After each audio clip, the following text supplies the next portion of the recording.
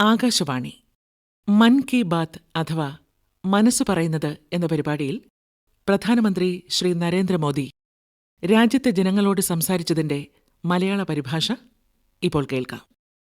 എൻ്റെ പ്രിയപ്പെട്ട നാട്ടുകാരെ, നമസ്കാരം. നിങ്ങളെയെല്ലാം മൻ കി ബാത്തിലേക്ക് സ്വാഗതം ചെയ്യുന്നു. ചാമ്പ്യൻസ് ട്രോഫി ഇപ്പോൾ നടന്നുകൊണ്ടിരിക്കുകയാണ്. എല്ലാം ക്രിക്കറ്റ് മയമാണ്. ക്രിക്കറ്റിലൊരു സെഞ്ചുറിയുടെ ആവേശം എന്താണെന്ന് നമുക്കെല്ലാവർക്കും നന്നായി അറിയാം. പക്ഷേ ഇന്ന് ഞാൻ നിങ്ങളോട് ക്രിക്കറ്റിനെക്കുറിച്ചല്ല, മറിച്ച് ഭാരതം ബഹിരാകാശത്ത് നേടിയ അത്ഭുതകരമായ സെഞ്ചുറിയെക്കുറിച്ചാണ് സംസാരിക്കുന്നത്. കഴിഞ്ഞ മാസം ISROയുടെ 100ാമത്തെ റോക്കറ്റിൻ്റെ വിക്ഷേപണത്തിന് രാജ്യം സാക്ഷ്യം വഹിച്ചു. ഇത് വെറുമൊരക്കമല്ല, ബഹിരാകാശ ശാസ്ത്രത്തിൽ പുതിയ ഉയരങ്ങൾ കീഴടക്കാനുള്ള നമ്മുടെ ദൃഢനിശ്ചയത്തിൻ്റെ പ്രതിഫലനമാണ്. നമ്മുടെ ബഹിരാകാശയാത്ര വളരെ സാധാരണമായ രീതിയിലാണ് ആരംഭിച്ചത്.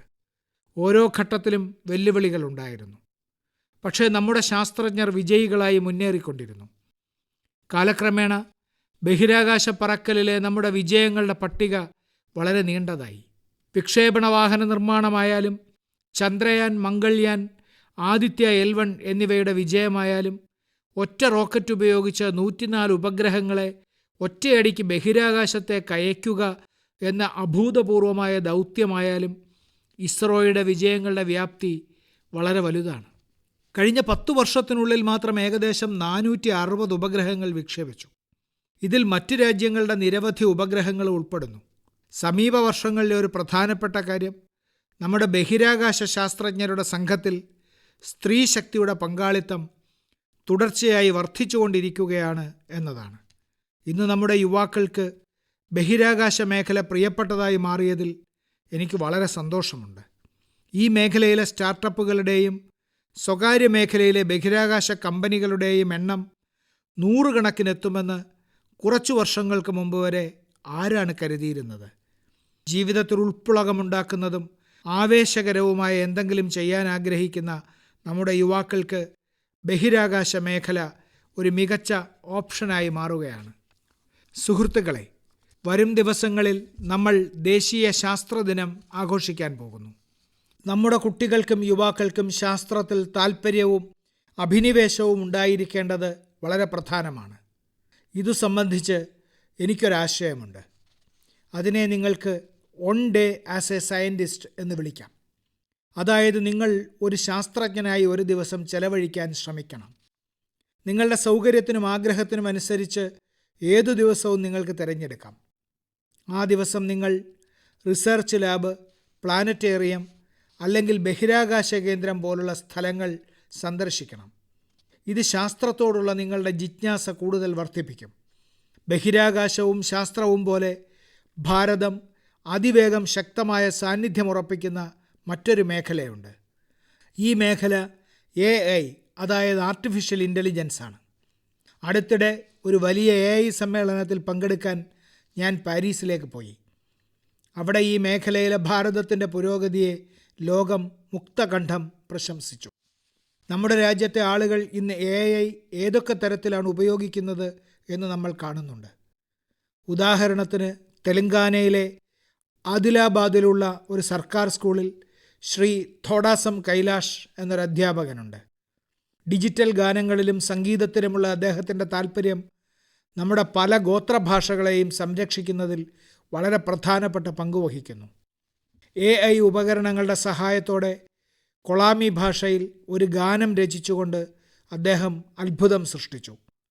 കൊളാമിക്ക് പുറമെ മറ്റു പല ഭാഷകളിലും ഗാനങ്ങൾ ഉണ്ടാക്കാൻ അദ്ദേഹം AI ഉപയോഗിക്കുന്നു.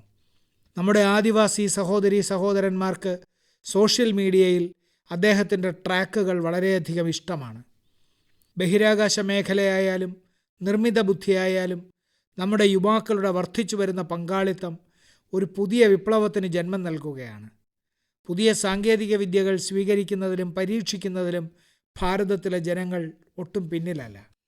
എൻ്റെ പ്രിയപ്പെട്ട നാട്ടുകാരെ, അടുത്ത മാസം മാർച്ച് 8 അന്താരാഷ്ട്ര വനിതാ ദിനമാണ്. നമ്മുടെ സ്ത്രീശക്തിയെ ആദരിക്കാൻ ഇതൊരു സവിശേഷ അവസരമാണ്. ദേവി മഹാത്മ്യത്തിൽ പറയുന്നു, വിദ്യാസമസ്ത തവ ദേവി ഭേദ സ്ത്രിയസമസ്ത സകല ജഗൽസു, അതായത് എല്ലാ അറിവും ദേവിയുടെ വിവിധ രൂപങ്ങളുടെ പ്രകടനമാണ്. ലോകത്തിലെ എല്ലാ സ്ത്രീശക്തികളിലും അവൾ പ്രതിഫലിക്കുന്നു. നമ്മുടെ സംസ്കാരത്തിൽ പെൺമക്കളോടുള്ള ബഹുമാനം പരമപ്രധാനമാണ്. നമ്മുടെ സ്വാതന്ത്ര്യ സമരത്തിലും ഭരണഘടനാ നിർമ്മാണത്തിലും രാജ്യത്തിൻ്റെ മാതൃശക്തി വലിയ പങ്ക് വഹിച്ചിട്ടുണ്ട്. ഭരണഘടനാ അസംബ്ലിയിൽ നമ്മുടെ ദേശീയ പതാക അവതരിപ്പിച്ചുകൊണ്ട് ഹൻസ മെഹ്ത പറഞ്ഞ കാര്യങ്ങൾ അവരുടെ ശബ്ദത്തിൽ ഞാൻ നിങ്ങളുമായി പങ്കിടുന്നു. It is in the fitness of things that this first flag that will fly over this august house should be a gift from the women of India. We have donned the saffron color. We have fought, suffered and sacrificed in the cause of our country's freedom. We have today attained our goal. In presenting this symbol of our freedom, we once more offer our services to the nation. We pledge ourselves to work for a great India, for building up a nation that will be a nation among nations. We pledge ourselves for working for a greater cause, to maintain the freedom that we have achieved. സുഹൃത്തുക്കളെ, നമ്മുടെ ദേശീയ പതാകയുടെ രൂപകൽപ്പന മുതൽ അതിനുവേണ്ടി നമ്മുടെ രാജ്യത്തുടനീളമുള്ള സ്ത്രീകൾ നടത്തിയ ത്യാഗങ്ങൾ വരെയുള്ള സംഭാവനകളെ ഹൻസ മെഹ്ത എടുത്തു പറഞ്ഞു. നമ്മുടെ ത്രിവർണ്ണ പതാകയിലെ കാവിനിറത്തിലും ഈ വികാരം പ്രതിഫലിക്കുന്നുവെന്ന് അവർ വിശ്വസിച്ചു. ഭാരതത്തെ ശക്തവും സമൃദ്ധവുമാക്കുന്നതിൽ നമ്മുടെ സ്ത്രീശക്തി വിലപ്പെട്ട സംഭാവന നൽകുമെന്ന് അവർ ആത്മവിശ്വാസം പ്രകടിപ്പിച്ചിരുന്നു. ഇന്ന് അവരുടെ വാക്കുകൾ സത്യമാണെന്ന് തെളിഞ്ഞു. ഏതു മേഖലയിലേക്ക് നോക്കിയാലും സ്ത്രീകളുടെ സംഭാവന എത്രത്തോളം വലുതാണെന്ന് നിങ്ങൾക്ക് മനസ്സിലാകും. സുഹൃത്തുക്കളെ, ഇത്തവണ വനിതാ ദിനത്തിൽ നമ്മുടെ സ്ത്രീശക്തിക്കായി സമർപ്പിക്കുന്ന ഒരു സംരംഭം ഞാൻ ഏറ്റെടുക്കാൻ പോകുന്നു. ഈ പ്രത്യേക അവസരത്തിൽ എക്സ്, ഇൻസ്റ്റാഗ്രാം പോലുള്ള എൻ്റെ സോഷ്യൽ മീഡിയ അക്കൗണ്ടുകൾ രാജ്യത്തെ പ്രചോദനാത്മക പ്രവർത്തനങ്ങളിൽ ഏർപ്പെടുന്ന സ്ത്രീകൾക്ക് ഒരു ദിവസത്തേക്ക് ഞാൻ കൈമാറാൻ പോകുന്നു. വ്യത്യസ്ത മേഖലകളിൽ വിജയം കൈവരിച്ച അത്തരം സ്ത്രീകൾ വ്യത്യസ്ത മേഖലകളിൽ നൂതനാശയങ്ങൾ കണ്ടെത്തി അവരുടേതായ വ്യക്തിത്വം സൃഷ്ടിച്ചിട്ടുണ്ട്. മാർച്ച് 8-ന് അവർ തൻ്റെ ജോലിയും അനുഭവങ്ങളും നാട്ടുകാരുമായി പങ്കിടും. വേദി എൻ്റേതായിരിക്കും. പക്ഷേ അത് അവർ നേരിട്ട വെല്ലുവിളികളെയും അവരുടെ അനുഭവങ്ങളെയും നേട്ടങ്ങളെയും കുറിച്ചായിരിക്കും. ഈ അവസരം ലഭിക്കാൻ നിങ്ങൾ ആഗ്രഹിക്കുന്നുവെങ്കിൽ നമോ ആപ്പിലുള്ള പ്രത്യേക ഫോറത്തിലൂടെ ഈ പരിപാടിയുടെ ഭാഗമാകൂ. എൻ്റെ എക്സ്, ഇൻസ്റ്റാഗ്രാം അക്കൗണ്ടുകൾ വഴി നിങ്ങളുടെ സന്ദേശം ലോകമെമ്പാടും എത്തിക്കൂ. അതിനാൽ ഇത്തവണ വനിതാ ദിനത്തിൽ നമുക്കെല്ലാവർക്കും അജയ്യമായ സ്ത്രീശക്തിയെ ആഘോഷിക്കാം, ബഹുമാനിക്കാം, അഭിവാദ്യം ചെയ്യാം. എൻ്റെ പ്രിയപ്പെട്ട നാട്ടുകാരെ, ഉത്തരാഖണ്ഡിൽ നടന്ന ദേശീയ ഗെയിംസിൻ്റെ ആവേശം ആസ്വദിക്കാൻ നിങ്ങളിൽ പലരും ഉണ്ടായിരുന്നിരിക്കും. രാജ്യത്തുടനീളമുള്ള 11,000-ലധികം കായിക താരങ്ങൾ അതിൽ മികച്ച പ്രകടനം കാഴ്ചവെച്ചു. ഈ സംഭവം ദേവഭൂമിയുടെ പുതിയൊരു രൂപം അവതരിപ്പിച്ചു. രാജ്യത്തെ ശക്തമായൊരു കായിക ശക്തിയായി ഉത്തരാഖണ്ഡ് ഇപ്പോൾ വളർന്നു വരികയാണ്. ഉത്തരാഖണ്ഡിലെ കളിക്കാരും മികച്ച പ്രകടനം കാഴ്ചവെച്ചു. ഇത്തവണ ഉത്തരാഖണ്ഡ് 7-ാം സ്ഥാനത്താണ്. വ്യക്തികളെയും സമൂഹങ്ങളെയും മുഴുവൻ സംസ്ഥാനത്തെയും പരിവർത്തനം ചെയ്യുന്ന കായിക ശക്തിയാണിത്. ഇത് ഭാവി തലമുറകളെ പ്രചോദിപ്പിക്കുമ്പോൾ തന്നെ മികവിൻ്റെ സംസ്കാരത്തെയും പ്രോത്സാഹിപ്പിക്കുന്നു. സുഹൃത്തുക്കളെ, ഇന്ന് രാജ്യമെമ്പാടും ഈ കളികളിലെ ചില അവിസ്മരണീയ പ്രകടനങ്ങളെക്കുറിച്ച് ധാരാളം ചർച്ചകൾ നടക്കുന്നുണ്ട്. ഈ ഗെയിമുകളിൽ പരമാവധി സ്വർണ്ണ മെഡലുകൾ നേടിയതിന് സർവീസസ് ടീമിന് എൻ്റെ ഹൃദയംഗമമായ അഭിനന്ദനങ്ങൾ. ദേശീയ ഗെയിംസിൽ പങ്കെടുക്കുന്ന ഓരോ കളിക്കാരനെയും ഞാൻ അഭിനന്ദിക്കുന്നു. നമ്മുടെ നിരവധി കളിക്കാർ ഖേലോ ഇന്ത്യ പ്രചരണത്തിൻ്റെ ഫലമാണ്. ഹിമാചൽ പ്രദേശിൽ നിന്നുള്ള സാവൻ ബർവാൾ, മഹാരാഷ്ട്രയിൽ നിന്നുള്ള കിരൺ മാത്രെ, തേജസ് ഷിർസെ, ആന്ധ്രാപ്രദേശിൽ നിന്നുള്ള ജ്യോതി യാരാജി എന്നിവരെല്ലാം രാജ്യത്തിന് പുതിയ പ്രതീക്ഷകൾ നൽകിയവരാണ്. ഉത്തർപ്രദേശിൽ നിന്നുള്ള ജാവലിൻ ത്രോ താരം സച്ചിൻ യാദവ്, ഹരിയാനയിൽ നിന്നുള്ള ഹൈജംപ് താരം പൂജ, കർണാടകയിൽ നിന്നുള്ള നീന്തൽ താരം ധിനിധി ദേശിന്ദു എന്നിവർ നാടിൻ്റെ ഹൃദയം കീഴടക്കി. 3 പുതിയ ദേശീയ റെക്കോർഡുകൾ സൃഷ്ടിച്ചുകൊണ്ട് എല്ലാവരെയും അത്ഭുതപ്പെടുത്തി. ഈ വർഷത്തെ ദേശീയ ഗെയിംസിലെ കൗമാര ചാമ്പ്യന്മാരുടെ എണ്ണം അതിശയിപ്പിക്കുന്നതാണ്. 15 വയസ്സുള്ള ഷൂട്ടർ ഗാവിൻ ആൻ്റണി, ഉത്തർപ്രദേശിൽ നിന്ന് വന്ന 16 വയസ്സുള്ള ഹാമർ ത്രോ കളിക്കാരി അനുഷ്ക യാദവ്, മധ്യപ്രദേശിൽ നിന്ന് വന്ന 19 വയസ്സുള്ള പോൾ വാൾട്ട് താരം ദേവ്കുമാർ മീണ എന്നിവർ ഭാരതത്തിൻ്റെ കായിക ഭാവി വളരെ കഴിവുള്ള ഒരു തലമുറയുടെ കൈകളിലാണെന്ന് തെളിയിച്ചിട്ടുണ്ട്. ഉത്തരാഖണ്ഡിൽ നടന്ന ദേശീയ ഗെയിംസ് തെളിയിച്ചത് ഒരിക്കലും തോൽവി അംഗീകരിക്കാത്തവർ തീർച്ചയായും ജയിക്കും എന്നാണ്. സൗകര്യങ്ങൾ കൊണ്ട് ആരും ചാമ്പ്യന്മാരാകില്ല. നമ്മുടെ യുവ കായിക താരങ്ങളുടെ ദൃഢനിശ്ചയവും അച്ചടക്കവും കൊണ്ട് ഭാരതം ഇന്ന് ഒരാഗോള കായിക ശക്തി കേന്ദ്രമായി മാറുന്നതിലേക്ക് അതിവേഗം നീങ്ങുന്നതിൽ എനിക്ക് സന്തോഷമുണ്ട്. എൻ്റെ പ്രിയപ്പെട്ട നാട്ടുകാരെ, ഡെറാഡൂണിൽ ദേശീയ ഗെയിംസിൻ്റെ ഉദ്ഘാടന വേളയിൽ ഞാൻ വളരെ പ്രധാനപ്പെട്ട ഒരു വിഷയം ഉന്നയിച്ചു. അത് രാജ്യത്ത് ഒരു പുതിയ ചർച്ചയ്ക്ക് തുടക്കമിട്ടു. വിഷയം പൊണ്ണത്തടിയാണ്. ഉറച്ചതും ആരോഗ്യമുള്ളതുമായ ഒരു രാഷ്ട്രമായി മാറണമെങ്കിൽ നാം പൊണ്ണത്തടി എന്ന പ്രശ്നത്തെ നേരിടേണ്ടി വരും. ഒരു പഠനമനുസരിച്ച് ഇന്ന് 8-ൽ 1 വീതം പൊണ്ണത്തടിയുടെ പ്രശ്നത്താൽ ബുദ്ധിമുട്ടുന്നു. കഴിഞ്ഞ കുറച്ച് വർഷങ്ങളായി പൊണ്ണത്തടി കേസുകൾ ഇരട്ടിയായി. എന്നാൽ അതിലും ആശങ്കാജനകമായ കാര്യം കുട്ടികളിലെ പൊണ്ണത്തടിയുടെ പ്രശ്നവും 4 ഇരട്ടിയായി വർദ്ധിച്ചു എന്നതാണ്. 2022-ൽ ലോകമെമ്പാടുമുള്ള ഏകദേശം 250 കോടി ആളുകൾക്ക് അമിതഭാരമുണ്ടായിരുന്നുവെന്ന് WHO ഡാറ്റ കാണിക്കുന്നു. ഈ സ്ഥിതിവിവരക്കണക്കുകൾ വളരെ ഗൗരവമുള്ളതാണ്. എന്തുകൊണ്ടാണിത് സംഭവിക്കുന്നതെന്ന് നമ്മളെയെല്ലാം ചിന്താധീനരാക്കുന്നു. അമിതഭാരം അല്ലെങ്കിൽ പൊണ്ണത്തടി പലതരത്തിലുള്ള പ്രശ്നങ്ങൾക്കും രോഗങ്ങൾക്കും കാരണമാകുന്നു. പാചക എണ്ണയുടെ ഉപഭോഗം 10% കുറയ്ക്കുക എന്ന ഒരു രീതി പോലെ ചെറിയ ശ്രമങ്ങളിലൂടെ നമുക്കെല്ലാവർക്കും ഒരുമിച്ച് ഈ വെല്ലുവിളിയെ നേരിടാൻ കഴിയും. എല്ലാ മാസവും 10% എണ്ണ കുറച്ചുപയോഗിക്കുമെന്ന് നിങ്ങൾക്ക് തീരുമാനിക്കാം. പാചക എണ്ണ വാങ്ങുമ്പോൾ അതിൽ 10% കുറവ് വാങ്ങാമെന്ന് നിങ്ങൾ തീരുമാനിക്കുകയാണെങ്കിൽ അമിതവണ്ണം കുറയ്ക്കുന്നതിനുള്ള ഒരു പ്രധാന ചുവടുവയ്പ്പായിരിക്കും അത്. ഇന്ന് മൻ കി ബാത്ത് വഴി ഈ വിഷയത്തെക്കുറിച്ച് ചില പ്രത്യേക സന്ദേശങ്ങൾ നിങ്ങളുമായി പങ്കിടാൻ ഞാൻ ആഗ്രഹിക്കുന്നു. പൊണ്ണത്തടിയെ വിജയകരമായി മറികടന്ന് ഒളിമ്പിക് മെഡൽ ജേതാവായ നീരജ് ചോപ്രയിൽ നിന്ന് നമുക്ക് ആരംഭിക്കാം. എല്ലാവർക്കും നമസ്കാരം. ഞാൻ നീരജ് ചോപ്ര. ഇന്ന് നിങ്ങളോട് എല്ലാവരോടും പറയാൻ ആഗ്രഹിക്കുന്നത് നമ്മുടെ ബഹുമാനപ്പെട്ട പ്രധാനമന്ത്രി ശ്രീ നരേന്ദ്രമോദി ഇത്തവണ മൻ കി ബാത്തിൽ അമിതവണ്ണത്തെക്കുറിച്ച് പറഞ്ഞു. ഇത് നമ്മുടെ രാജ്യത്തിന് വളരെ പ്രധാനപ്പെട്ട ഒരു വിഷയമാണ്.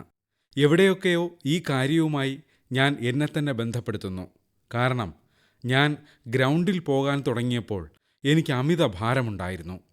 ഞാൻ പരിശീലനം ആരംഭിച്ച് ആരോഗ്യകരമായ ഭക്ഷണം കഴിക്കാൻ തുടങ്ങിയപ്പോൾ എൻ്റെ ആരോഗ്യം വളരെയധികം മെച്ചപ്പെട്ടു. അതിനുശേഷം ഞാൻ ഒരു പ്രൊഫഷണൽ അത്ലറ്റായപ്പോൾ അതിലൂടെയും എനിക്ക് ധാരാളം സഹായം ലഭിച്ചു. അതോടൊപ്പം മാതാപിതാക്കൾ എന്തെങ്കിലും ഔട്ട്ഡോർ സ്പോർട്സ് കളിക്കുകയും കുട്ടികളെ കൂട്ടുകയും വേണം. ആരോഗ്യകരമായ ജീവിതശൈലി നയിക്കുകയും നല്ലത് കഴിക്കുകയും ഒരു ദിവസം വ്യായാമത്തിനായി 1 മണിക്കൂർ അല്ലെങ്കിൽ എത്ര സമയം നൽകാനാകുമോ അത്രയും സമയം നൽകുകയും വേണമെന്ന് ഞാൻ നിങ്ങളോട് പറയാൻ ആഗ്രഹിക്കുന്നു. ഒരു കാര്യം കൂടി ഞാൻ കൂട്ടിച്ചേർക്കട്ടെ. അടുത്തിടെ നമ്മുടെ പ്രധാനമന്ത്രി ഭക്ഷണത്തിൽ ഉപയോഗിക്കുന്ന എണ്ണയുടെ അളവ് 10% കുറയ്ക്കണമെന്ന് പറഞ്ഞിരുന്നു. കാരണം പലപ്പോഴും നമ്മൾ വറുത്ത ഭക്ഷണങ്ങൾ ധാരാളം കഴിക്കാറുണ്ട്. ഇത് അമിതവണ്ണത്തെ വളരെയധികം ബാധിക്കുന്നു. അതുകൊണ്ട് എല്ലാവരോടും ഈ കാര്യങ്ങൾ ഒഴിവാക്കി ആരോഗ്യം ശ്രദ്ധിക്കണമെന്ന് പറയാൻ ഞാൻ ആഗ്രഹിക്കുന്നു. ഞാൻ നിങ്ങളോട് അഭ്യർത്ഥിക്കുന്നത് നമുക്കുയരാം, രാജ്യത്തെ ഉയർത്താം. നന്ദി. വളരെ നന്ദി നീരജ്. പ്രശസ്ത കായിക താരം നിഖത് സറീൻ ഈ വിഷയത്തിൽ തൻ്റെ അഭിപ്രായങ്ങൾ പ്രകടിപ്പിച്ചിട്ടുണ്ട്. ഹായ്, എൻ്റെ പേര് നിഖത് സറീൻ. ഞാൻ 2 തവണ ലോക ബോക്സിംഗ് ചാമ്പ്യനാണ്. നമ്മുടെ പ്രധാനമന്ത്രി നരേന്ദ്രമോദി മൻ കി ബാത്തിൽ അമിതവണ്ണത്തെക്കുറിച്ച് പരാമർശിച്ചതുപോലെ ഇതൊരു ദേശീയ ആശങ്കയാണെന്ന് ഞാൻ കരുതുന്നു. ഭാരതത്തിൽ അമിതവണ്ണം വളരെ വേഗത്തിൽ വ്യാപകമാകുന്നതിനാൽ നമ്മുടെ ആരോഗ്യത്തെക്കുറിച്ച് നമ്മൾ ഗൗരവമായി ചിന്തിക്കണം. നമ്മൾ അമിതവണ്ണം തടയണം.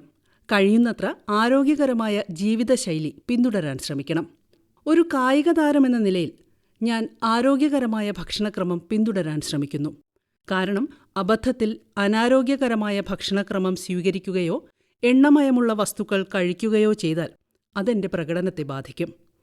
റിങ്ങിൽ ഞാൻ പെട്ടെന്ന് ക്ഷീണിതയാകും.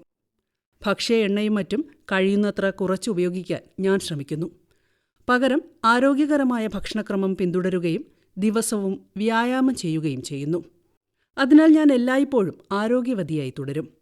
ദിവസവും ജോലിക്ക് പോകുന്ന നമ്മളെപ്പോലെയുള്ള സാധാരണക്കാർ എല്ലാവരും ആരോഗ്യത്തെക്കുറിച്ച് ഗൗരവമായി ചിന്തിക്കുകയും ദിവസേന വ്യായാമങ്ങളിൽ ഏർപ്പെടുകയും ചെയ്യണമെന്ന് ഞാൻ കരുതുന്നു. അതുവഴി ഹൃദയാഘാതം, ക്യാൻസർ തുടങ്ങിയ രോഗങ്ങളിൽ നിന്ന് അകന്നു നിൽക്കുകയും സ്വയം ഫിറ്റ്നസ് നിലനിർത്തുകയും വേണം. കാരണം നമ്മുടെ ആരോഗ്യമാണ് ഭാരതത്തിൻ്റെ ആരോഗ്യം. നിഖത് ചില പ്രസക്തമായ കാര്യങ്ങൾ പറഞ്ഞിട്ടുണ്ട്. ഇനി ഡോക്ടർ ദേവി ഷെട്ടി എന്താണ് പറയുന്നതെന്ന് നമുക്ക് കേൾക്കാം. നിങ്ങൾക്കെല്ലാവർക്കും അറിയാവുന്നതുപോലെ അദ്ദേഹം വളരെ ആദരണീയനായ ഒരു ഡോക്ടറാണ്. അദ്ദേഹം ഈ വിഷയത്തിൽ നിരന്തരം പ്രവർത്തിച്ചുകൊണ്ടിരിക്കുന്നു. തൻ്റെ ഏറ്റവും ജനപ്രിയമായ മൻ കി ബാത്ത് പരിപാടിയിലൂടെ അമിതവണ്ണത്തെക്കുറിച്ച് അവബോധം സൃഷ്ടിച്ചതിന് നമ്മുടെ ബഹുമാനപ്പെട്ട പ്രധാനമന്ത്രിയോട് ഞാൻ നന്ദി പറയുന്നു. ഇന്ന് പൊണ്ണത്തടി ഒരു സൗന്ദര്യവർദ്ധക പ്രശ്നമല്ല. ഇത് വളരെ ഗുരുതരമായ ഒരു മെഡിക്കൽ പ്രശ്നമാണ്. ഇന്ന് ഭാരതത്തിലെ യുവാക്കളിൽ ഭൂരിഭാഗവും അമിതവണ്ണമുള്ളവരാണ്. ഇന്നത്തെ പൊണ്ണത്തടിയുടെ പ്രധാന കാരണം ഭക്ഷണത്തിൻ്റെ ഗുണനിലവാരക്കുറവാണ്. പ്രത്യേകിച്ച് കാർബോഹൈഡ്രേറ്റുകളുടെ അമിത ഉപഭോഗം, അതായത് അരി, ചപ്പാത്തി, പഞ്ചസാര എന്നിവ. തീർച്ചയായും വർദ്ധിച്ച എണ്ണ ഉപഭോഗം, ഹൃദ്രോഗം, ഉയർന്ന രക്തസമ്മർദ്ദം, ഫാറ്റി ലിവർ തുടങ്ങി നിരവധി ഗുരുതരമായ ആരോഗ്യ പ്രശ്നങ്ങളിലേക്ക് പൊണ്ണത്തടി നയിക്കുന്നു. അതുകൊണ്ട് എല്ലാ യുവാക്കൾക്കും എൻ്റെ ഉപദേശം: വ്യായാമം ആരംഭിക്കുക, നിങ്ങളുടെ ഭക്ഷണക്രമം നിയന്ത്രിക്കുക, വളരെ സജീവമായിരിക്കുക, നിങ്ങളുടെ ഭാരം ശ്രദ്ധിക്കുക. ഒരിക്കൽ കൂടി ഞാൻ നിങ്ങൾക്കെല്ലാവർക്കും വളരെ സന്തോഷകരമായ ആരോഗ്യകരമായ ഭാവി ആശംസിക്കുന്നു. എല്ലാവിധ ആശംസകളും നേരുന്നു. ദൈവം അനുഗ്രഹിക്കട്ടെ. സുഹൃത്തുക്കളെ, ഭക്ഷണത്തിൽ എണ്ണയുടെ അളവ് കുറയ്ക്കുന്നതും അമിതവണ്ണം നിയന്ത്രിക്കുന്നതും നമ്മുടെ വ്യക്തിപരമായ തീരുമാനം മാത്രമല്ല, കുടുംബത്തോടുള്ള നമ്മുടെ ഉത്തരവാദിത്വം കൂടിയാണ്. ഭക്ഷണത്തിൽ അമിത എണ്ണ ഉപയോഗിക്കുന്നത് ഹൃദ്രോഗം, പ്രമേഹം, ഹൈപ്പർ ടെൻഷൻ തുടങ്ങിയ നിരവധി രോഗങ്ങൾക്ക് കാരണമാകും. നമ്മുടെ ഭക്ഷണശീലങ്ങളിൽ ചെറിയ മാറ്റങ്ങൾ വരുത്തുന്നതിലൂടെ നമ്മുടെ ഭാവി കൂടുതൽ ശക്തവും ആരോഗ്യകരവും രോഗരഹിതവുമാക്കാൻ കഴിയും. അതിനാൽ ഒട്ടും വൈകാതെ ഈ ദിശയിലുള്ള നമ്മുടെ ശ്രമങ്ങൾ വർദ്ധിപ്പിക്കുകയും അത് നമ്മളുടെ ജീവിതത്തിൽ നടപ്പിലാക്കുകയും വേണം. നമുക്കെല്ലാവർക്കും ഒരുമിച്ച് ഇത് വളരെ ഫലപ്രദമായി കളികളിലൂടെ ചെയ്യാൻ കഴിയും. ഉദാഹരണത്തിന്, ഇന്ന് മൻ കി ബാത്തിൻ്റെ ഈ അധ്യായത്തിന് ശേഷം ഞാൻ 10 ആളുകളോട് അഭ്യർത്ഥിക്കുകയും വെല്ലുവിളിക്കുകയും ചെയ്യും. നിങ്ങൾക്ക് ഭക്ഷണത്തിലെ എണ്ണയുടെ അളവ് 10% കുറയ്ക്കാൻ കഴിയുമോ? പുതിയ 10 പേർക്ക് ഇതേ വെല്ലുവിളി നൽകാൻ ഞാൻ നിങ്ങളോട് അഭ്യർത്ഥിക്കുന്നു. ഇത് അമിതവണ്ണത്തിനെതിരെ പോരാടാൻ വളരെയധികം സഹായിക്കുമെന്ന് ഞാൻ വിശ്വസിക്കുന്നു. സുഹൃത്തുക്കളെ, Asiatic lion, hangul, pygmy hogs, lion tailed macaque എന്നിവ തമ്മിലുള്ള സാമ്യം എന്താണെന്ന് നിങ്ങൾക്കറിയാമോ? ഇതിനുള്ള ഉത്തരം ഇവയെല്ലാം ലോകത്ത് മറ്റൊരിടത്തും കാണുന്നില്ല എന്നതാണ്. നമ്മുടെ രാജ്യത്തു മാത്രമാണ് ഇവ കാണപ്പെടുന്നത്. ശരിക്കും നമുക്ക് സസ്യജന്തുജാലങ്ങളുടെ വളരെ ഊർജ്ജസ്വലമായ ഒരാവാസ വ്യവസ്ഥയുണ്ട്. ഈ വന്യജീവികൾ നമ്മുടെ ചരിത്രത്തിലും സംസ്കാരത്തിലും ആഴത്തിൽ പതിഞ്ഞു കിടക്കുന്നു.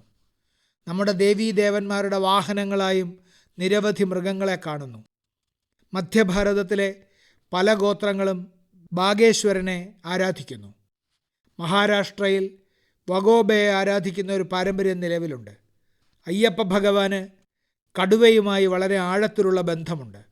സുന്ദർവനത്തിൽ ആരാധിക്കപ്പെടുന്ന ബോൺ ബീബിയുടെ വാഹനം കടുവയാണ്.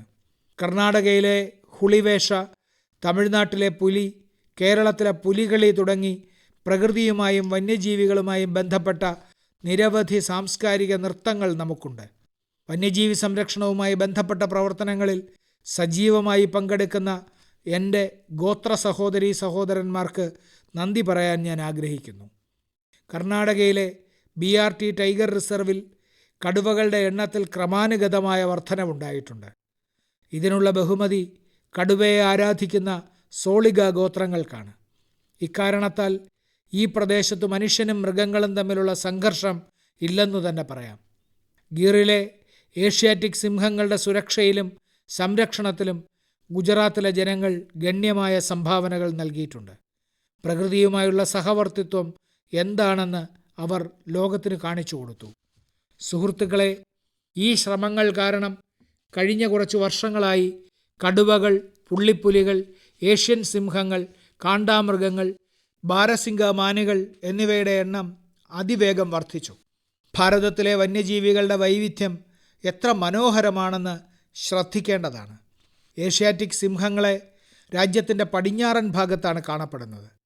അതേസമയം കടുവകളുടെ ആവാസ വ്യവസ്ഥ ഭാരതത്തിൻ്റെ കിഴക്ക്, മധ്യ, ദക്ഷിണ ഭാഗങ്ങളിലാണ്. അതേസമയം കാണ്ടാമൃഗങ്ങൾ വടക്ക് കിഴക്കൻ ഭാഗത്താണ് കാണപ്പെടുന്നത്. ഭാരതത്തിൻ്റെ ഓരോ ഭാഗവും പ്രകൃതിയോട് സംവേദനക്ഷമതയുള്ളവയാണെന്ന് മാത്രമല്ല, വന്യജീവി സംരക്ഷണത്തിനും പ്രതിജ്ഞാബദ്ധമാണ്. ആൻഡമാൻ നിക്കോബാർ ദ്വീപുകളുമായി നിരവധി തലമുറകളായി ബന്ധമുള്ള അനുരാധ റാഖിനെക്കുറിച്ച് എനിക്ക് പറഞ്ഞു തന്നിട്ടുണ്ട്. അനുരാധ ചെറുപ്രായത്തിൽ തന്നെ മൃഗസംരക്ഷണത്തിനായി സ്വയം സമർപ്പിച്ചിരുന്നു. 3 പതിറ്റാണ്ടുകളായി അവർ മാനുകളെയും മയിലുകളെയും സംരക്ഷിക്കുന്നത് ദൗത്യമാക്കി മാറ്റി. ഇവിടുത്തെ ആളുകൾ അവരെ ഡീർ വുമൺ എന്നാണ് വിളിക്കുന്നത്. അടുത്ത മാസം ആദ്യം നമ്മൾ ലോക വന്യജീവി ദിനം ആഘോഷിക്കും. വന്യജീവി സംരക്ഷണത്തിൽ ഏർപ്പെട്ടിരിക്കുന്ന ആളുകളെ പ്രോത്സാഹിപ്പിക്കാൻ ഞാൻ നിങ്ങളോട് അഭ്യർത്ഥിക്കുന്നു. ഈ മേഖലയിൽ നിരവധി സ്റ്റാർട്ടപ്പുകൾ ഉയർന്നു വന്നിട്ടുണ്ട് എന്നത് എനിക്ക് വളരെയധികം സംതൃപ്തി നൽകുന്ന കാര്യമാണ്. സുഹൃത്തുക്കളെ, ഇത് ബോർഡ് പരീക്ഷാ കാലമാണ്. എൻ്റെ യുവ സുഹൃത്തുക്കൾക്ക്, അതായത് എക്സാം വാരിയേഴ്സിന്, അവരുടെ പരീക്ഷകൾക്ക് എല്ലാ ആശംസകളും നേരുന്നു. യാതൊരു സമ്മർദ്ദവുമില്ലാതെ പൂർണ്ണമായ പോസിറ്റീവ് മനോഭാവത്തോടെയാണ് നിങ്ങൾ പരീക്ഷ എഴുതേണ്ടത്. എല്ലാ വർഷവും പരീക്ഷാ പേ ചർച്ചയിൽ പരീക്ഷയുമായി ബന്ധപ്പെട്ട വിവിധ വിഷയങ്ങളെക്കുറിച്ച് എക്സാം വാരിയേഴ്സുമായി സംസാരിക്കാറുണ്ട്. ഈ പരിപാടി ഇപ്പോൾ ഒരു സ്ഥാപനത്തിൻ്റെ രൂപം സ്വീകരിക്കുന്നതിലും ഇൻസ്റ്റിറ്റ്യൂഷണലൈസ് ചെയ്യപ്പെടുന്നതിലും എനിക്ക് സന്തോഷമുണ്ട്. പുതിയ പുതിയ എക്സ്പേർട്ടുകളും അതിൽ ചേരുന്നു. ഈ വർഷം ഞങ്ങൾ പരീക്ഷാ പേ ചർച്ച പുതിയൊരു രൂപത്തിൽ നടത്താൻ ശ്രമിച്ചു. വിദഗ്ധർക്കൊപ്പം 8 വ്യത്യസ്ത അധ്യായങ്ങളും ഉൾപ്പെടുത്തിയിട്ടുണ്ട്. മൊത്തത്തിലുള്ള പരീക്ഷകൾ മുതൽ ആരോഗ്യ സംരക്ഷണം, മാനസികാരോഗ്യം വരെയുള്ള വിഷയങ്ങളും ഭക്ഷണപാനീയങ്ങളും ഞങ്ങൾ ഉൾപ്പെടുത്തിയിട്ടുണ്ട്. കഴിഞ്ഞ വർഷങ്ങളിൽ ഉന്നത വിജയം നേടിയവരും അവരുടെ ചിന്തകളും അനുഭവങ്ങളും പങ്കുവച്ചു. ഇത് സംബന്ധിച്ച് നിരവധി യുവാക്കളും അവരുടെ മാതാപിതാക്കളും അധ്യാപകരും എനിക്ക് കത്തുകൾ എഴുതിയിട്ടുണ്ട്. ഈ ഫോർമാറ്റ് വളരെ ഇഷ്ടപ്പെട്ടുവെന്ന് അവർ അഭിപ്രായപ്പെട്ടിട്ടുണ്ട്.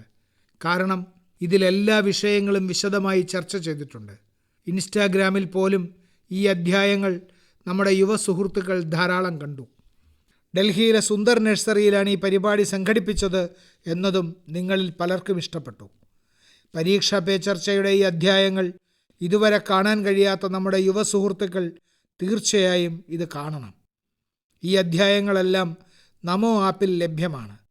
എക്സാം വാരിയേഴ്സിനുള്ള എൻ്റെ സന്ദേശം ഒരിക്കൽ കൂടി: be happy and stress free. എൻ്റെ പ്രിയപ്പെട്ട സുഹൃത്തുക്കളെ, ഇത്തവണ മൻ കി ബാത്തിൽ ഇത്രമാത്രം. അടുത്ത മാസം നമ്മൾ വീണ്ടും പുതിയ വിഷയങ്ങളുമായി മൻ കി ബാത്തിൽ ഒത്തുചേരും. നിങ്ങൾ എനിക്ക് കത്തുകളും സന്ദേശങ്ങളും അയച്ചുകൊണ്ടിരിക്കുക. ആരോഗ്യത്തോടെ ഇരിക്കുക, ആനന്ദത്തോടെ ഇരിക്കുക. വളരെ നന്ദി. നമസ്കാരം. മൻ കി ബാത്ത് അഥവാ മനസ്സ് പറയുന്നത് എന്ന പരിപാടിയിൽ പ്രധാനമന്ത്രി ശ്രീ നരേന്ദ്രമോദി രാജ്യത്തെ ജനങ്ങളോട് സംസാരിച്ചതിൻ്റെ മലയാള പരിഭാഷയാണ് ഇതുവരെ കേട്ടത്.